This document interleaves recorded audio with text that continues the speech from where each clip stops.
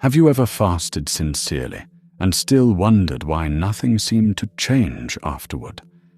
You prayed, you denied yourself food, you waited for clarity, yet the same struggles remained.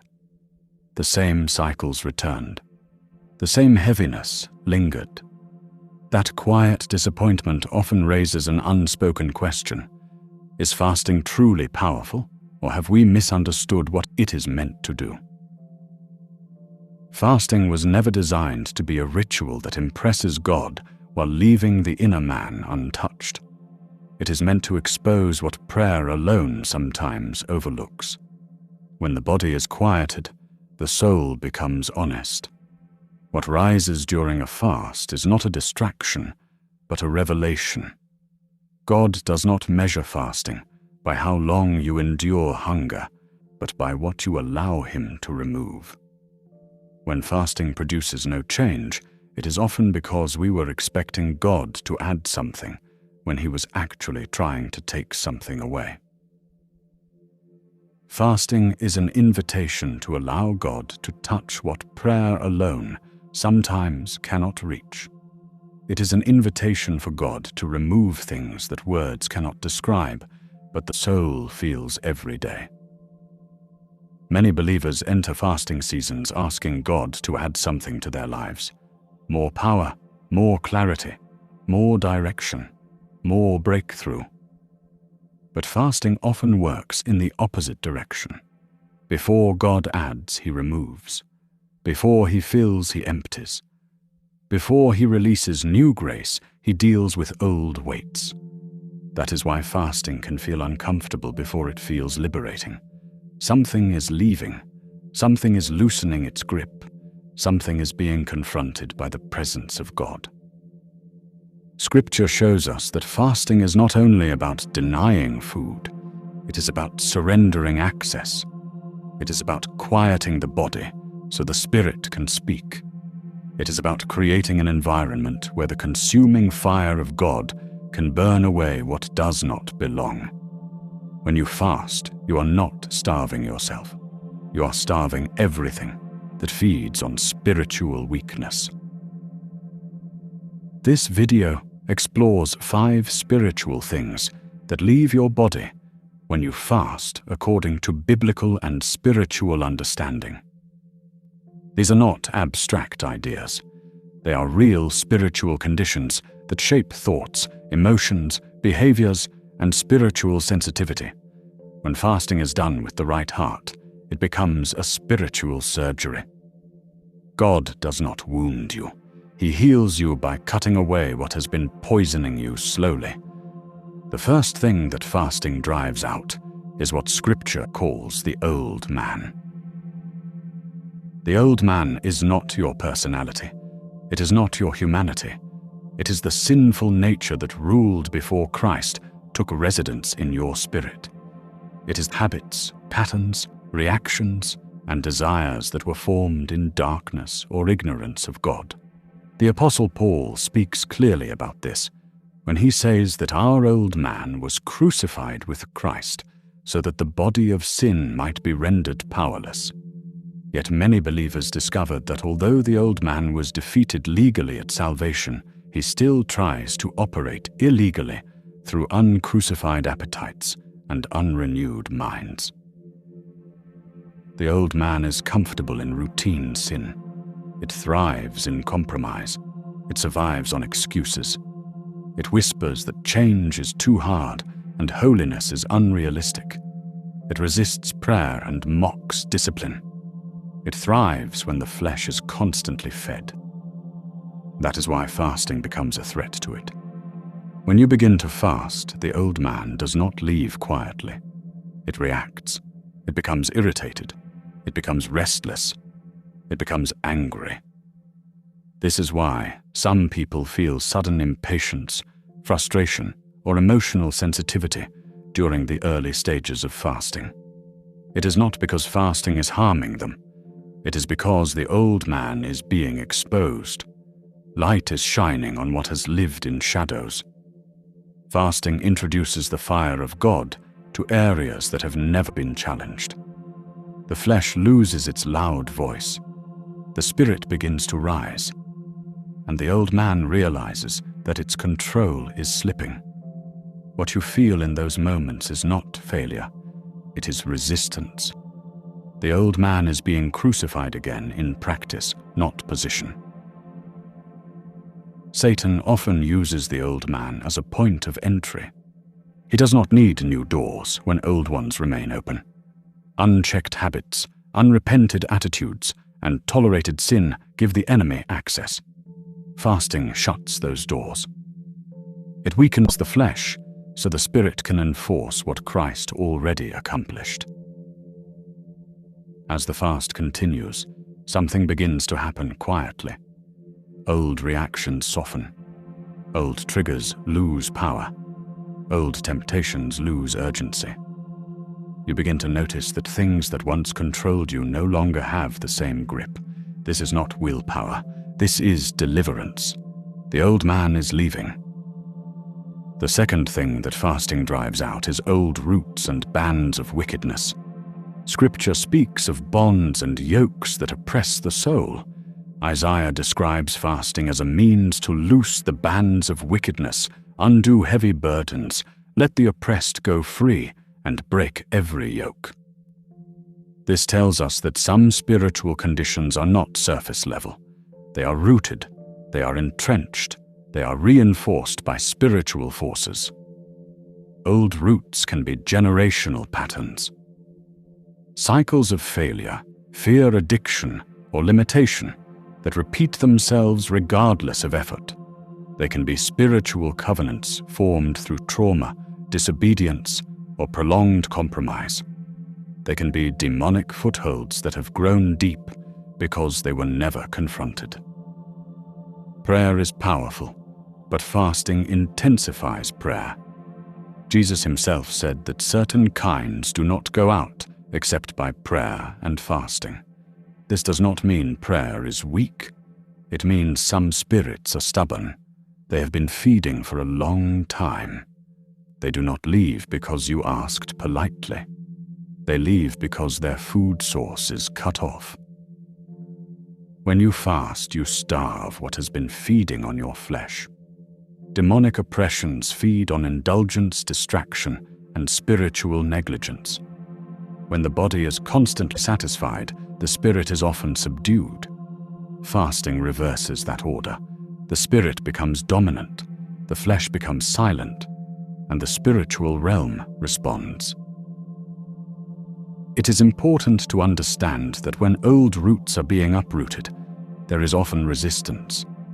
This is why some people experience intensified attacks, discouragement, or confusion early in a fast.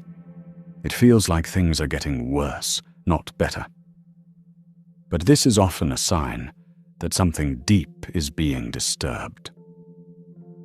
Just as pulling out a deep root disrupts the soil before restoring the ground, fasting disrupts the spiritual soil. The spirits that were comfortable now feel threatened. They attempt to intimidate, distract, or discourage you. This is not a sign to stop. It is a sign to press in. As the fast continues, something begins to break. Patterns that seemed inevitable lose their authority. Cycles that repeated for years suddenly stop. Triggers that once caused immediate defeat now pass without power. You realize that something has been uprooted, not just suppressed. This is not emotional change. This is spiritual freedom. Old roots are leaving. Bands of wickedness are being broken. What prayer could not reach, fasting exposed. The third thing that fasting drives out is unbelief and doubt. Unbelief is not merely intellectual skepticism. It is a spiritual condition. It is a blockage in the inner man.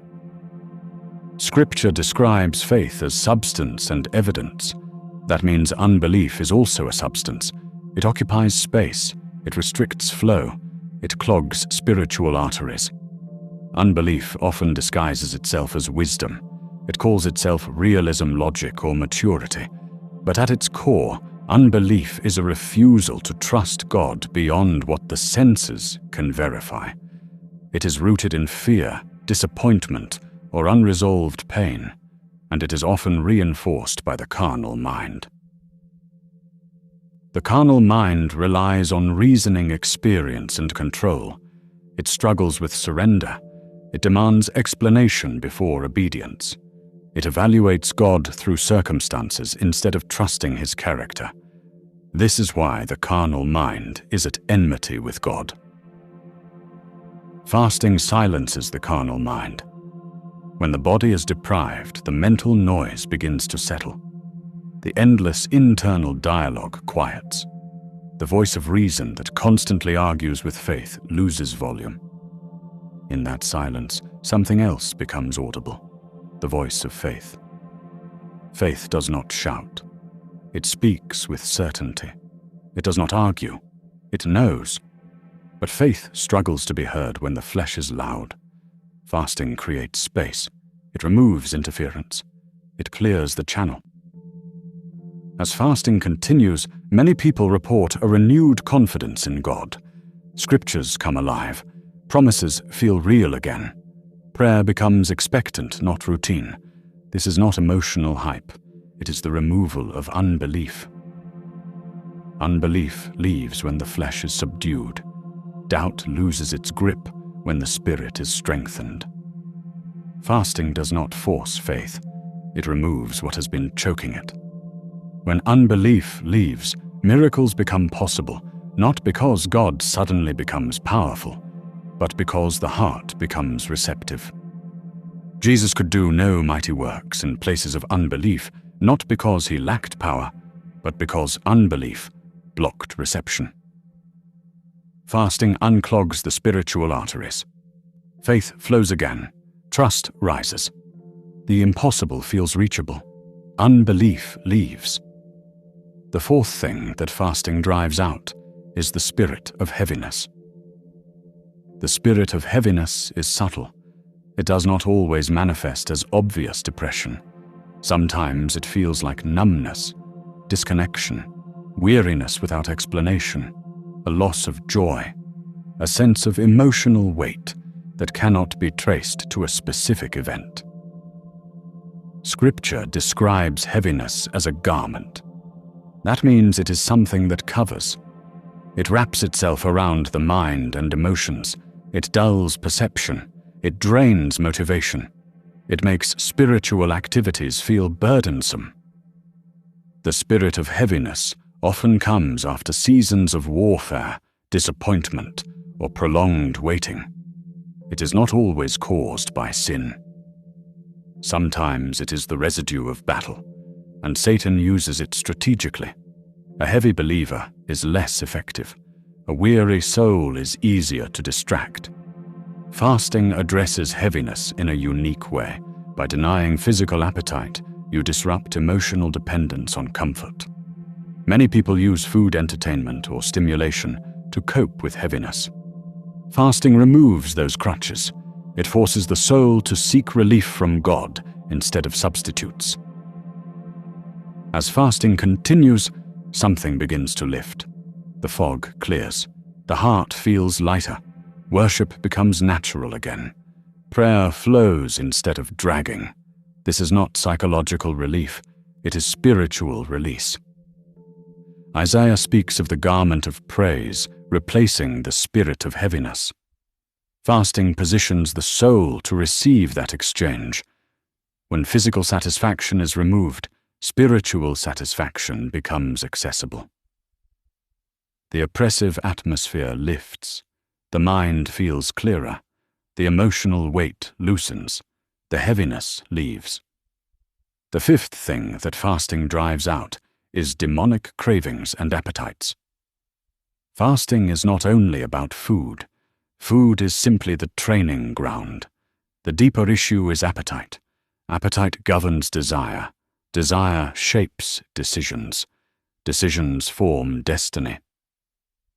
Scripture speaks of the lust of the flesh, the lust of the eyes, and the pride of life. These are appetites. They crave stimulation, validation, and control. When constantly fed, they grow stronger. When unchecked, they dominate. Demonic cravings operate like parasites. They attach themselves to desire and feed on indulgence. The more they are fed, the more demanding they become. This is why sin escalates. What once satisfied no longer does. Appetite grows. Fasting starves these cravings. It re-establishes spiritual authority. When you deny legitimate appetite, you gain power over illegitimate ones. The body learns submission. The spirit takes leadership. As fasting continues, many people notice a detachment from things that once controlled them. The urge to seek validation diminishes. The need for constant entertainment weakens. Temptations lose urgency. This is not self-control alone. It is spiritual realignment. The spirit asserts dominance. The body learns obedience. Cravings no longer dictate direction. Appetite is restored to its proper place. When fasting is complete, something remains: a quieter flesh, a stronger spirit, a clearer mind, a lighter soul. This is the fruit of spiritual surgery. Fasting invites the consuming fire of God. Fire does not negotiate. It consumes what cannot survive in His presence. What leaves during fasting was never meant to remain. God does not remove to harm. He removes to heal. He does not strip to shame. He strips to restore. What remains after fasting is not emptiness. It is alignment. You emerge not as a diminished version of yourself, but as a refined one, less burdened, less entangled, more sensitive, more free. Fasting is not punishment. It is preparation. It is not deprivation. It is deliverance. It is not weakness. It is surrender. And surrender is where transformation begins. Fasting is not measured by the days you complete or the hunger you endure, but by what no longer has permission to live within you afterward. When the fast ends and the noise returns, you may notice that certain weights did not come back with it. Certain voices no longer sound as convincing. Certain desires no longer feel as urgent. That is evidence of God's work. What fasting removes, God replaces with clarity, strength, and intimacy. What leaves was never meant to stay. And what remains is a version of you that is lighter, more discerning, and more aligned with His presence. If you choose to fast again, do not do it seeking an experience. Do it with surrender. Invite God not just to bless you, but to search you. Because the deepest breakthroughs are not always what God adds to your life, but what He lovingly takes away, so you can finally walk free. If you are fasting, and it feels difficult or unfamiliar, do not be discouraged. Discomfort does not mean failure. It often means God is working deeper than you expected. Even when you cannot immediately see the results, trust that something is shifting within you. God never honors hunger in vain, and He never wastes a surrendered heart. Stay open, stay humble, and stay expectant. What is leaving is making room for what will restore you. God bless you.